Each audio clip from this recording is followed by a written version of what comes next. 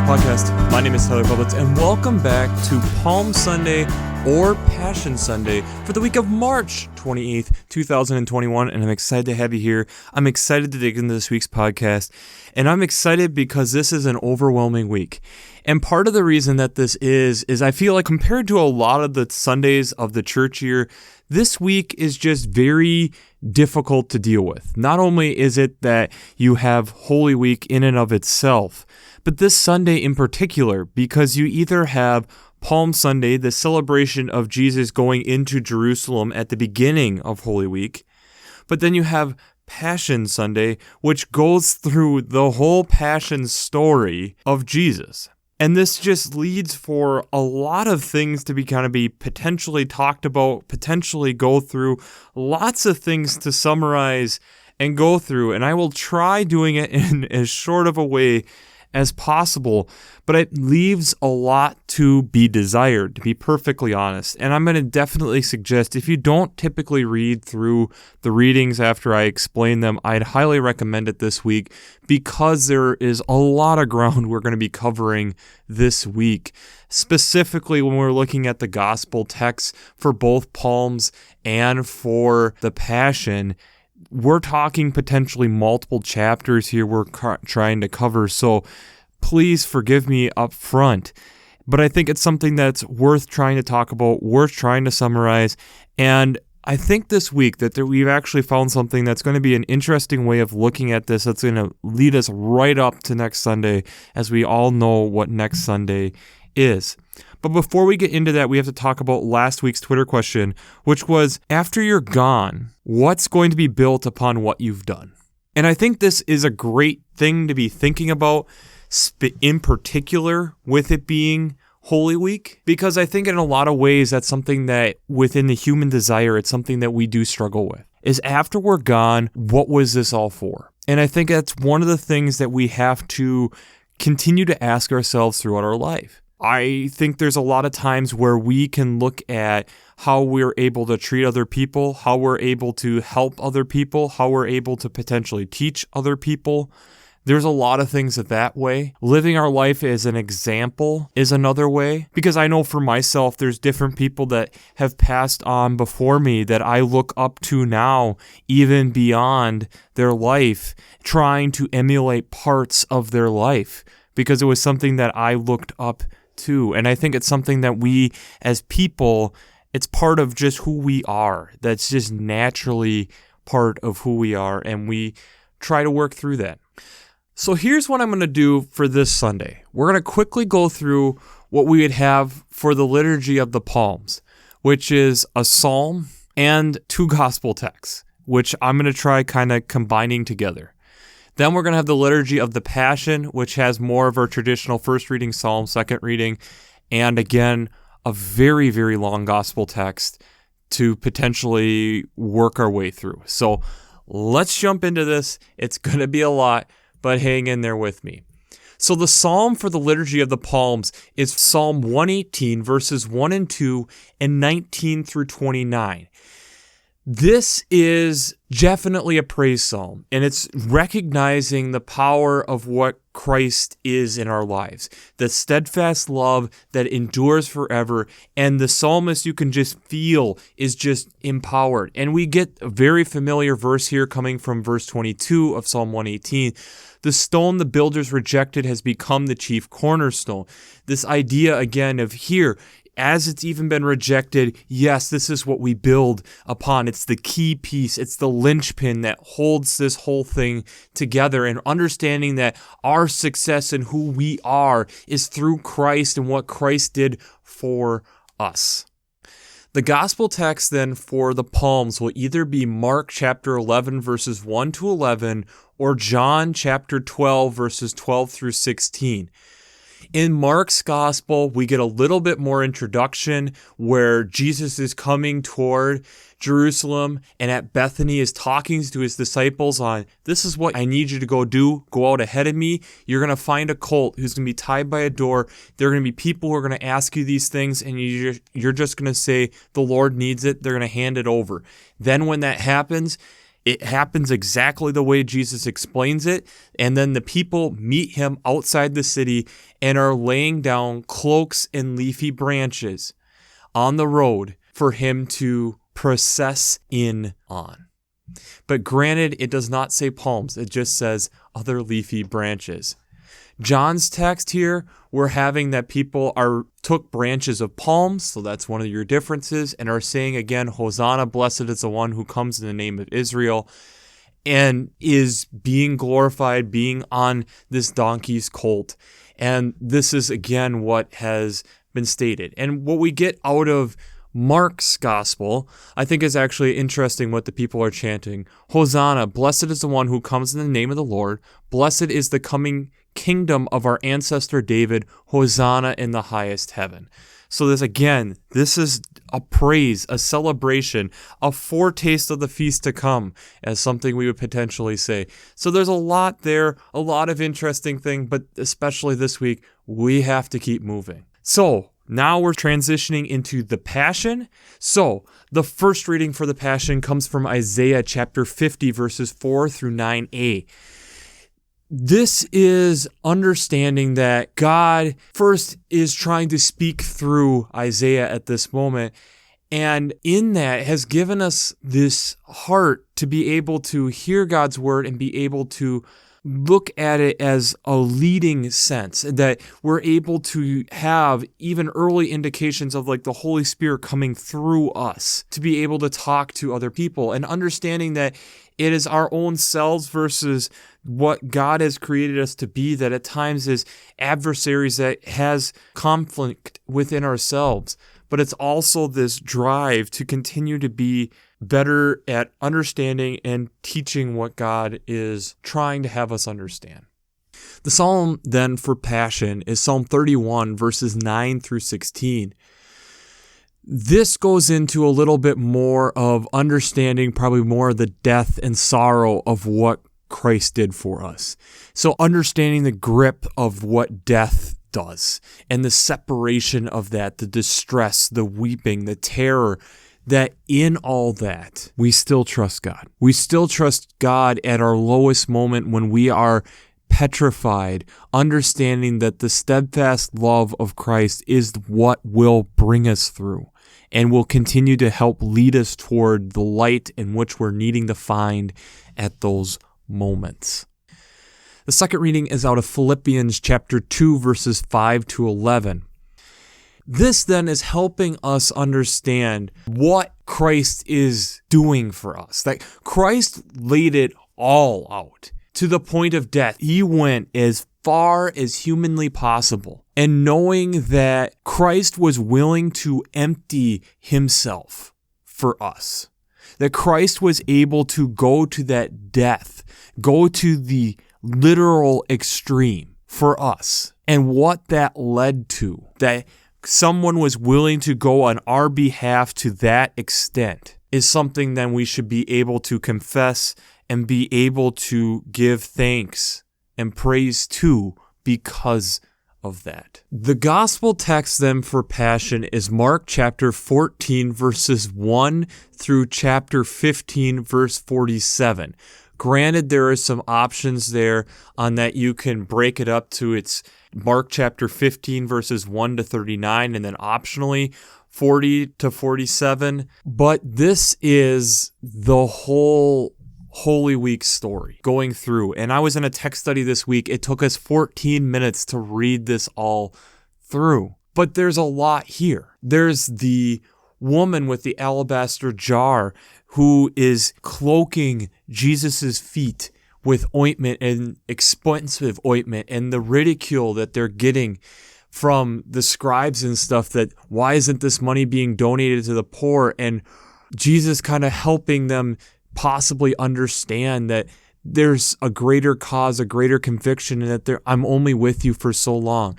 Judas, the beginning of him betraying Jesus. We have the whole Maundy, Thursday story of not the washing of the feet, which isn't in Mark's gospel, but the beginning of Holy Communion, to going to Gethsemane, to Jesus begging with God that, do I have to go through this? To Judas then going and turning him over, to the different trials and persecutions where the Jews couldn't even kill during the Passover, so it had to get eventually over to the Romans and gets to Pontius Pilate, who again is then like, what has this man done? And offers to have this man go free. And no, they want Jesus of Barabbas or Barabbas then released instead of him, and that they want him crucified. And he goes through the beatings before carrying his cross to go up and to be crucified. To the point then where we get of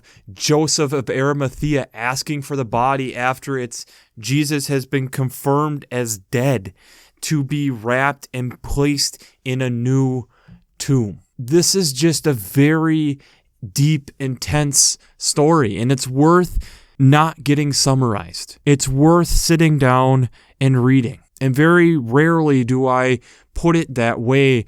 But again, it's one of those stories that every time you actually read it and take the time and read it and really try to digest and understand what has happened here, there is something new that you can pull out, something deep in our understanding to help us relate to this story, relate to the humanity of Christ, where I would argue there are moments where you can see Jesus' Holy Spirit speaking and the question of his own humanity then saying, I just said what? And trying to bargain with God the Father. On Jesus trying to understand, what must I go through? At what point do I really have to? It's a powerful story. But before we jump into how faith and science comes together on this crazy week, we have to do our shameless plug. Working Preacher. If you haven't checked out Working Preacher, I'd highly recommend it. Between their Sermon Brainwaves podcast, their commentaries, their discussions, it's such a great resource. There is so much there. And if you haven't checked it out, it's something I use on a weekly basis to help me out. So if you haven't checked out workingpreacher.org, I'd highly recommend it. The other thing I'm actually going to recommend before even getting into how faith and science come together this week is Vanderbilt's Revised Common Lectionary, and I'll attach a link down below. That's the one that I used a little bit this week to kind of help find some additional readings for the Palm and the Passion, not just focusing in on one. So shout outs to Vanderbilt. That was great this week to be able to help with this. A lot going on, a lot to get into. But first, before we even try to relate these together, I think we need to talk about sharks and climate change. And we've talked about similar type things before, but there's been a recent study that has come out this last week, understanding how predators are affecting different sea life, specifically in Australia. So one of the things that they were noticing after major heat waves in Shark Bay, Australia, they did some research on what was the effect on the seagrass there. And the reason that they were looking at that is because this is a very biodiverse area and a lot of sea life is there, plus they have sharks. And so they were looking at when sharks reduced, where there was less sharks in the area, what happened? And what they found was the seagrasses there were mowed down to levels that made it to the point of the ecosystem having trouble ever coming back. Because the top predator was gone, the whole ecosystem changed to the point of not being able to sustain life the way that it had before. And for me, as I read that, it was like, interesting, reassuring what's in the Sand Colony Almanac by Aldo Leopold, where he talks about thinking like a mountain in one of his chapters, where if elk are overrun and there is no top predator, it makes it harder and erosion and things happen easier. And we've talked about that, and there's been multiple studies talking about as that was one of the compounding factors that was happening at Yellowstone before the reintroduction of wolves into the ecosystem. And we've talked about this multiple times over on trophic cascades, where when you release the top end predator, how it shifts everything. So suddenly things that were smaller, because they don't have this top predator, can suddenly become the new dominant predator, and it has a whole chain effect, affecting everything down to the bottom, for positive and for negative. For things that essentially it means that the ecosystem has the potential of changing in a way that it never has before fully, and it's going to change things moving forward. But this week when I was reading this and thinking about it, I thought there was nothing better to hear that, talking about that, than sharks. Because sharks are to me something that, especially a young male boy, were interesting. This top-end predator, this carnivore, this dominant force within its ecosystem. But yet, how often we also get scared, because what are they going to do? And it's like we forget that just because they have the potential of being a killing machine doesn't mean that necessarily are. It shows yet again that as you're in this great position of privilege in a lot of ways, a shark in a lot of ways in an ecosystem is a privilege, that it's the top end predator, also becomes great responsibility to help maintain it. But if you eliminate the fear from an ecosystem, how the ecosystem has trouble containing itself. Because what's happened because of the lack of fear of having a shark, here we are having all this sea life just going to town on the seagrass, to the point where then it affects the ecosystem, where it makes it harder for it to ever come back. See, the protection that potentially that the sea life would have from a shark, the seagrass itself, its own food, is now gone. And so now it has to move to a new location to find not only food, but also protection. It sounded too eerily similar to this week's text in particular. And that's why we have to talk about both of these. The palms at the beginning of the week that lead to the passion by the end of it. How often we are quick to start laying down palms and our cloaks to praise this champion. But then when we realize what it potentially could mean, the danger, what Jesus has been saying, we have to turn him over. We got to lock him up. This guy's crazy. We can't be talking about this type of change. What do you mean? Crucify, crucify. We take away this ultimate game changer. And if the story ended there, then what? If the story ended there, we're not having this conversation. The ecosystem is bare. The connection between us and God is gone. It becomes a wasteland. It becomes what the previous 3 years had been, becomes nothing. It's moderation. It's the reason that the shark is there, is to make sure that the fish don't overeat the seagrass. It's to make sure that in that it helps balance things out. When I was sent this article, shout out to my sister, she was asking about, this reminded her of a study, and I knew exactly what study it was. You see, in the 1800s, there was a correlation that they had found between lynx and hares in the fur trading market, and the amount of furs that they were able to bring in to be traded. When there were more hares, shortly after, the lynx population would increase, then causing the hare population to decrease, which then would cause the lynx population to decrease because there wasn't enough food to maintain them. They were dependent on each other. In a trophic cascade, it's even bigger. It's a chains of our life cycles, food chains, like we talk about in food webs as kids. But when we remove the top-end predator, it totally shifts the dynamic. God entered our world through Jesus to change the dynamic. And this text is the tipping point. Us realizing that, yes, it is amazing having God around, and yes, we love having this relationship with Jesus. It's amazing. But when things get difficult, how our own human flesh makes it so easy for us to turn, so easy for us to forget. Let's just get rid of this. See, the scary part of that story was how heat waves can change things. And change then what the sharks are doing and where the sharks are and how well are they able to maintain in these warmer climates, and us then realizing that, oh crap, if there aren't sharks, the ecosystem's going to suffer. We haven't addressed the thing before that, the warmer weather that we are bringing upon this ecosystem. Because again, if the sharks aren't there, the ecosystem slowly dies, the fish move to another place, and thus it makes it harder for us, and the further out we have to go, and potentially the fish we just lose because they can't make it. This isn't that much different than us.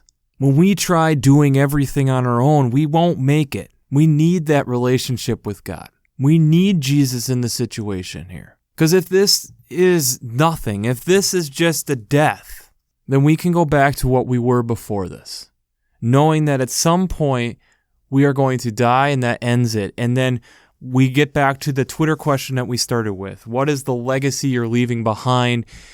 And is it even worth it then at that point? It's very depressing. And this text in a lot of ways leaves us on a depressing note. But we are the people of hope. I promise when we come back next week, this is going to be a different text. And I promise it's a text of hope. A text of life. But I think this is also a text of helping us understand our humanity. A text helping us show that we have an effect on things. We are not separate from nature. We are part of it. You see, the shark is maybe the top line predator in that ecosystem, but it is not the top line predator in its own ecosystem. We are.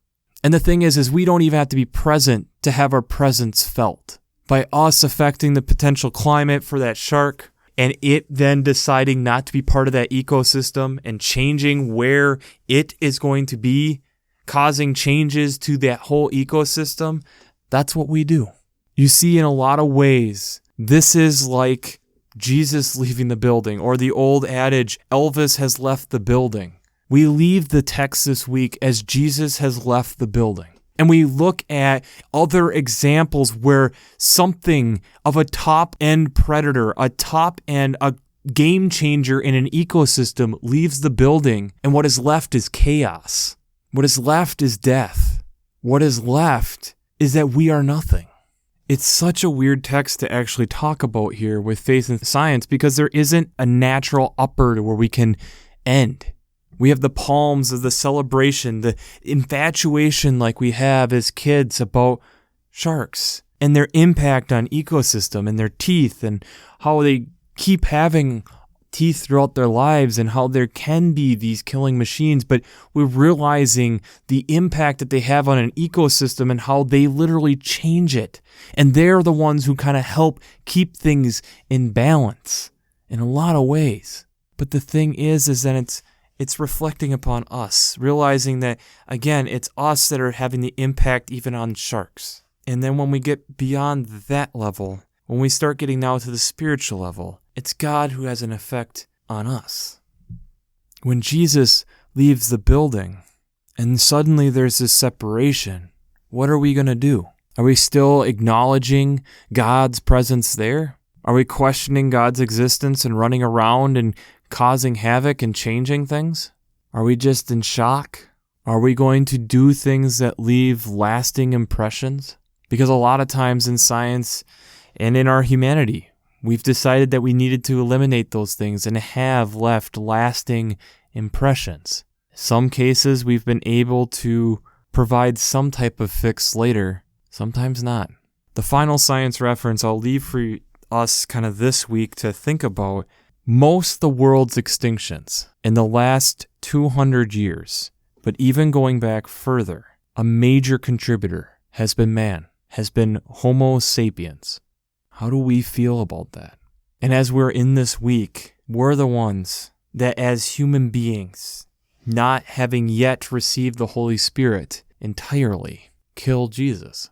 We don't understand the impact of what Jesus is trying to do, just like we don't understand and we feel threatened by top-end predators. And we still do today. What are we going to do about this? Are we going to live our life in fear, where we constantly have to put ourselves in these positions of strength, Or are we actually going to let our faith walk out and not walk by fear, but walk by faith and not by sight? And realize that in these low moments, like the psalm from the Passion talks about, that it's the steadfast love of Christ that will get us through these times. Do we really recognize that? Do we really understand this? So the Twitter question this week is in twofold, and really take time with both of these questions. 1, have you stopped and honestly contemplated the impact of Jesus' death on your life? 2, have you stopped and realized the impact of your life on others? And others does not just mean other people. Others means our environment as a whole, because we all do. We all are loved. That steadfast love of Christ is for all of us. But in this moment of crucifixion with denial from even Jesus' closest friends of Peter, I do not know this man. Even after Jesus telling him he would do that and Peter saying, oh, not I. Oh, not I. The denial, the betrayal, our own human flesh betraying us to the point when Jesus' flesh gives it up. God's love still prevails. And we'll find out more about that next week. But I think it's one of these things that as we are in the season again of Palm Sunday, of praise, and how we're looking at and acknowledging all these things, but also how quick we are to turn. I think it's something we need to reflect on within our own human communities. I think it's something we need to reflect on in our lives. And I think it's something where we can honestly make an impact beyond the human Homo sapiens species. Let this Palm/Passion Sunday be a change within you. Because I know as we enter Holy Week that I pray that all of us are in a place so that we might be changed moving forward. So, we'll wrap this up as we always do. I pray God blesses you through your faith and amazes you through science.